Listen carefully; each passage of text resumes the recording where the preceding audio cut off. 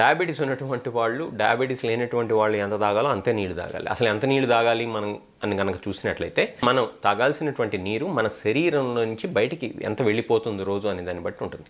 మన శరీరం నుంచి ఎంత వెళ్ళిపోతుంది, యూరిన్ ద్వారా కొంత వెళ్ళిపోతుంది, మనం మోషన్కి వెళ్ళినప్పుడు కొంత వెళ్ళిపోతుంది. అట్లానే మనకు తెలియకుండా ఇన్సెన్సిబుల్ లాసెస్ అని చెప్తూ ఉంటాం. అంటే పర్స్పిరేషన్ అంటే స్వెటింగ్ ద్వారా కొంత వెళ్ళిపోతూ ఉంటుంది.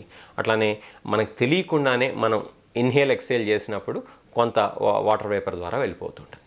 వీటన్నిటి క్యాలిక్యులేట్ చేసుకుని సుమారు మనం ఎటువంటి టెంపరేచర్లో ఉంటున్నాము, మనం ఎటువంటి ఫిజికల్ యాక్టివిటీ చేస్తున్నాము, అలానే మన యొక్క జనరల్ హెల్త్ ఎలా ఉంది అనేటువంటి వాటిని చూసినట్లయితే కనుక సుమారు ఒక మనిషికి 2 లేదా 3 లీటర్ల వాటర్ అవసరం అవుతుంది.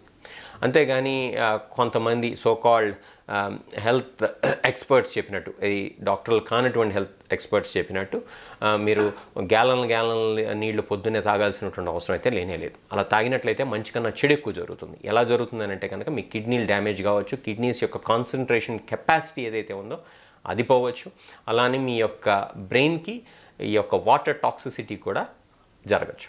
కాబట్టి గ్యాలన్ల నీళ్లు తాగడం అనేది మంచిది కాదు. ఎంత అవసరమో మన దప్పిక ప్రకారం మాత్రమే తీసుకోవాల్సినటువంటి అవసరం ఎంతైనా ఉంది. అలా కాకుండా కొన్ని సందర్భాల్లో బయట టెంపరేచర్ కనుక విపరీతంగా ఉన్నా, లేకపోతే మనం ఆటలు ఆడినా కూడా మన యొక్క థర్స్ట్ని బట్టి కొంచెం ఎక్కువ నీళ్ళు తాగాల్సి ఉంటుంది. ఇది జనరల్ ప్రిన్సిపల్. ఇదే సూత్రం డయాబెటీస్ ఉన్నటువంటి వాళ్ళకు కూడా వర్తిస్తుంది. కాకపోతే ఇక్కడ ఒక చిన్న క్యాచ్ ఉంది. డయాబెటీస్ ఉన్నటువంటి వాళ్ళలో కొంతమంది కిడ్నీ సమస్యలు ఉంటాయి. కిడ్నీ సమస్యలు ఉండి వాళ్ళకి క్రియాటినిన్ 4 ఉండటమో 5 ఉండటమో చూస్తూ ఉంటాం. అటువంటి వాళ్ళల్లో మాత్రం ఫ్లూయిడ్ రెస్ట్రిక్షన్ లాంటివి చెప్తూ ఉంటారు నెఫ్రాలజిస్ట్.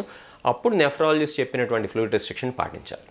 అంతేగాని అటువంటి సందర్భాల్లో కూడా మేము 3 లీటర్లు 4 లీటర్లు తాగుతామంటే కనుక అప్పుడు ఫ్లూయిడ్ ఓవర్లోడ్ అయిపోతుంది. అది కొన్ని సందర్భాల్లో పల్మనరీ ఎడీమాకి దారితీయటం, వాళ్ళు గాలి పీలవడం కూడా కష్టం కావడం అనేది చూస్తుంటాం. కాబట్టి అతిగా మంచినీళ్ళు తాగడం కూడా మంచిది కాదు. ఎంతవరకు తాగాలో నేచర్ మనల్ని ఎలా ప్రాంప్ట్ చేస్తూ ఉంటుంది. ఏది నాయనా నీకు, లేకపోతే అమ్మ నీకు దప్పికవుతుంది, మంచినీళ్ళు తాగని మనకు తెలియకుండానే మనకి ఆ సిగ్నల్ పంపిస్తూ ఉంటుంది బ్రెయిన్ నుంచి.